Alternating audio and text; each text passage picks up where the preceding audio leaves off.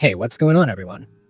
Welcome back to the channel. So today we've got something that's been making waves in the Formula One gaming community, the brand new update for F125, version 1.13. Now, I know a lot of players have been waiting for this one because the last few patches, while good, left some lingering issues that were still annoying in career mode, replays, and even with certain wheel setups. But this update finally feels like a proper step forward. It's one of those patches that doesn't just fix random bugs, it actually polishes up the experience, improves realism, and even updates team visuals to match the real-life season. So yeah, this one's worth talking about in detail. First off, let's talk about the biggest headline fix that's been frustrating so many people. Mid-session saves. You know that feeling when you're halfway through a Grand Prix weekend, maybe in a 50% race or even a full-length one, you take a break, save your session, and then when you come back, boom, your progress is gone or corrupted?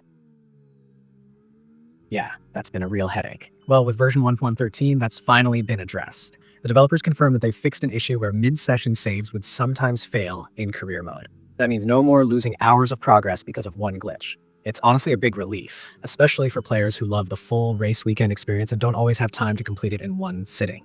Now, speaking of frustration, another fix that's been a long time coming is for track limits. How many of you have had that weird moment where you slightly run wide, get back on track, and the game gives you two separate track limit warnings for the same incident? It used to be so inconsistent. You'd think you got one warning, but then suddenly you'd see two pop up, and just like that, you're hit with a penalty for something that wasn't even that bad. That's been corrected in this update too. The track limit system should now behave more realistically, registering a single warning per violation, so the stewards won't feel like they're out to get you anymore. Another nice fix in this update is related to replays and highlights not saving properly. This one hit a very specific group of players, people whose system account names use non-Unicode characters. Basically, if your computer username or console ID had special characters or symbols, the game sometimes wouldn't save your race highlights or replays. And considering how gorgeous the replays look in F125, that was a shame. That's all been resolved now. You can go back, watch your overtakes in slow motion, or make those cinematic race edits without worrying about files disappearing. Alright, now let's talk visuals and realism, because this is one area where the update really shines. F125's car models have been solid from the start, but not every team looked 100% accurate after the real-life season updates, especially McLaren, Aston Martin, and Sauber. With this patch, those cars have been visually updated to match the real-world specs and liveries seen in the latest sports update. So if you're someone who cares about the little aesthetic details, sponsor placements, shading on carbon fiber, bodywork shapes, this update's going to make you smile. And there's also a fix for Red Bull's car where certain parts of the front wing or nose looked wrong when viewed from a distance due to level of detail issues. Now it all looks much cleaner and consistent no matter what camera angle you're using. While we're on the topic of visual updates, F2 2025 also got some love.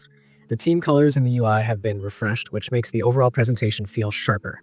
You'll also notice that the tire compounds have been corrected, something that was slightly off before. It's a small detail, but for players who love the authenticity of the feeder series, it really helps maintain immersion.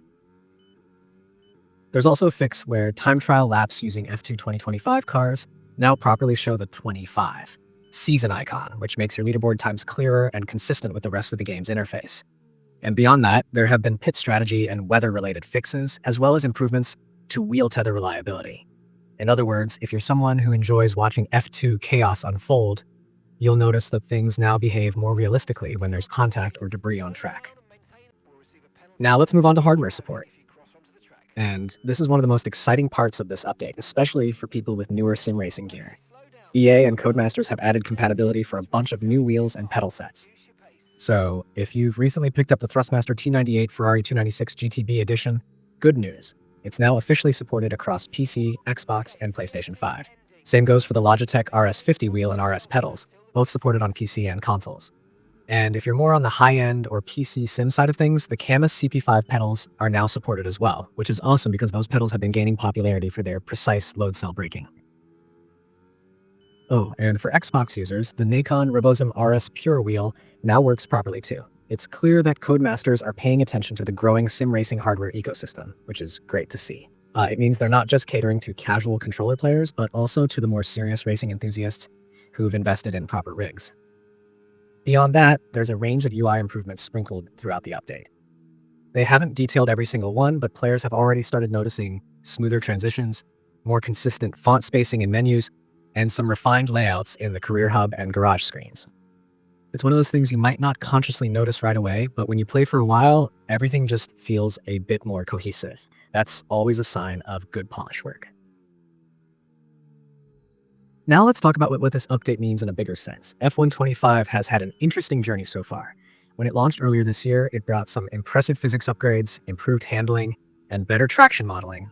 But there were still a few rough edges that held it back from perfection.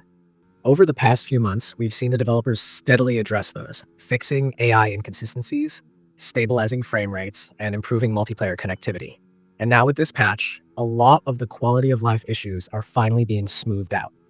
It feels like F125 is entering that mature stage where it's becoming the definitive version of itself. The one fans will remember as the most balanced and polished entry of this generation. One thing that's also nice to see is how responsive the team has been to community feedback. They've got this ongoing community-raised issues thread where players can report bugs, vote on which ones are most frustrating, and track progress on fixes. That transparency goes a long way in keeping players involved. It's not like the old days when patches would drop out of nowhere and you'd have no clue what was being addressed. Now you can literally follow along and see what's being worked on for the next update. And that's good because it builds trust. You can tell they're listening, not just pushing out random tweaks. If you're someone who plays career mode a lot, this update should make your experience much smoother. Between the fixed mid-session saves, better reliability in replays, and the general UI improvements, it's a lot easier to just focus on racing without worrying about technical issues ruining your progress. Multiplayer players might not see as many headline changes here, but stability improvements tend to come with these general patches as well, even if they're not explicitly mentioned. And with wheel compatibility expanded, it's a great time for new players to jump in with their setups ready to go. I also have to give credit for the continued support of the F2 series within the game. A lot of people don't realize how much work goes into maintaining that secondary championship. You're not just dealing with different physics, but also different car behaviors, driver rosters, and even pit stop logic. So seeing that the F2 2025 content is staying accurate and up to date really adds value. It's part of what makes the F1 games feel like a complete motorsport package rather than just a Formula One simulator. Something else worth mentioning is how visually stable the game feels now after this patch. Early on, some players were reporting texture pop-ins and car model inconsistencies, especially at high resolutions. Since the update, a lot of that seems to have improved. McLaren's papaya shade looks cleaner, the Aston Martin green pops more under different lighting conditions, and Sauber's livery finally matches the latest design tweaks from the real grid. It's the kind of attention to detail that you only appreciate after spending time comparing screenshots or watching replays from different circuits. The whole thing just feels more alive, more authentic. And while it's not officially listed, I've noticed from player discussions that load times seem a bit quicker post-patch, especially on next-gen consoles. It's subtle, but going from the paddock to the track or switching between menus feels just that little bit faster.